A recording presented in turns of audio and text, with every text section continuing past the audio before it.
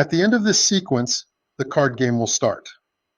As you can see, the planned opening, that is the 4 of hearts, is well executed by the system. In the past, we had the chance to extend the beginning of the imposed card game by asking the dummy to play the 5 of hearts on the first trick, as an illustration of how the game could have progressed from that point onwards, for instance. We didn't do it, but it would be entirely possible. For now, the 4 of hearts has been played, and the student has the hand directly. He will therefore be able to play the card of his choice. Here, for example, the 5. The jack is played, and in the South at that time, it is possible to take the king, for example. Let's study this interface a little bit. What do we have on the left? We have the contract right at the top here, with the objective if you entered it in the previous phase. It is possible that you have entered the vulnerability. You have the count of lifts that have been completed in both the north and south directions. And finally, you have 3 buttons. Let's take a closer look at what's behind these buttons. The initial button is an information button. In the event that I click on it, I will have the capacity to locate the contract, the objective that you assigned, who was the giver, the lead, the vulnerability, the bidding sequence, and the last trick. The second button will enable your student at any time to determine which cards can guide him to achieve the most favorable outcome on the deal.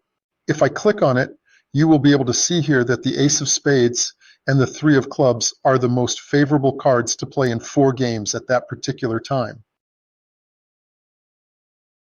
Ultimately, the last button is the button that permits us to make bets and, as a result, assert a particular number of tricks during the game.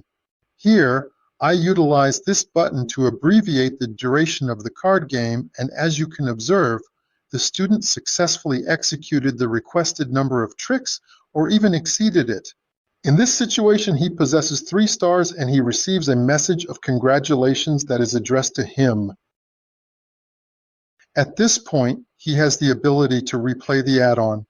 Consult the 4 hands, which can assist you if you wish to provide feedback on the add-on by projecting the 4 hands using a video projector, for instance. Alternatively, he has the option to refer to the diagram and read the comments on the add-on. By clicking on this button, the diagram is displayed, as can be seen, along with the header. And here you can access the comments that have been directed towards your user for reading.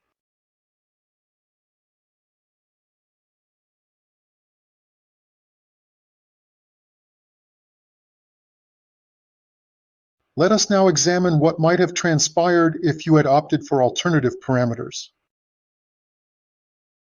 This is the outcome that will occur if you opt, for instance, as an input in the identical information, to merely display your learner the process of placing bids.